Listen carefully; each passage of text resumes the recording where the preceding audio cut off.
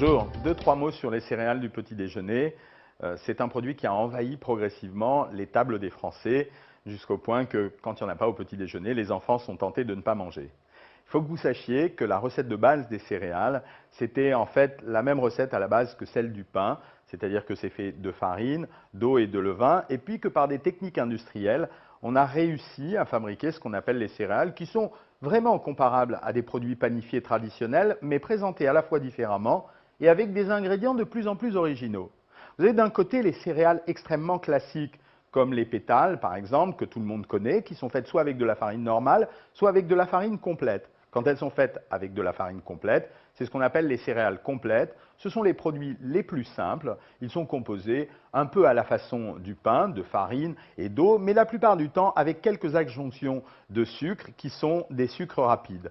Non pas que ça soit mauvais, mais il faut en tenir compte dans le bilan du petit déjeuner parce que ces céréales présentent en quelque sorte les carrés de sucre qu'on était tenté auparavant de mettre dans son café ou dans son café au lait.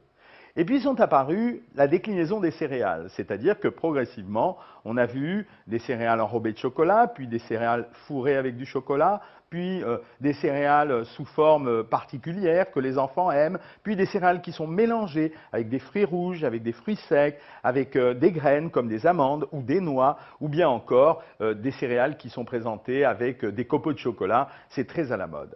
Sachez que chaque fois qu'une céréale ou une céréale du petit déjeuner comporte d'autres ingrédients, c'est un peu comme si je prenais du pain avec d'autres ingrédients. Quand on a des céréales au copeaux de chocolat, c'est la même chose que si on avait pris des céréales, c'est-à-dire un peu de pain légèrement sucré avec un peu de chocolat par-dessus. Pareil si c'est des raisins secs. Pareil si j'y rajoute des fruits rouges, c'est un peu comme si j'avais mis un peu de compote sur mon pain. C'est pour ça que les céréales du petit déjeuner sont des produits plus complets que ce qu'on peut imaginer et il est très important de lire les étiquettes pour savoir ce que vous achetez.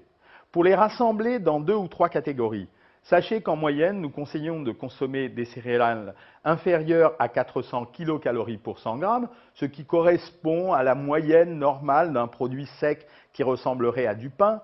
Nous essayons de demander à ce qu'il n'y ait pas trop de sucre rapide, allez, mettons que 10 grammes pour 100 grammes soit la bonne quantité, et surtout nous leur demandons de ne pas être non plus trop grasses, c'est-à-dire de ne pas dépasser 6 ou 7 grammes de lipides pour 100 grammes.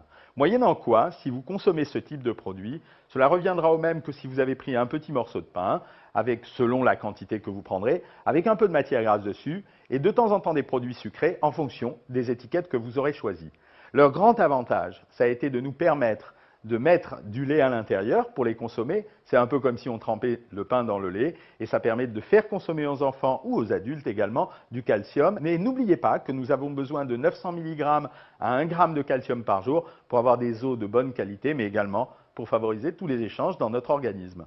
Alors, quand vous prendrez ces céréales, soyez attentifs au choix que vous allez faire. Prenez-en une portion normale. Elle est comprise entre 40 grammes et 80 grammes. Au-delà de 80 grammes, c'est qu'on a vraiment un gros appétit. Mettez à l'intérieur du lait entier si elles sont très maigres, du lait demi-écrémé si elles sont légèrement grasses et du lait vraiment écrémé si elles le sont plus. Régalez-vous au petit déjeuner, apprenez ça à vos enfants et surtout, n'oubliez pas que le plus important, ça reste de diversifier sa nourriture du matin au petit déjeuner jusqu'au soir en se couchant. Bon appétit!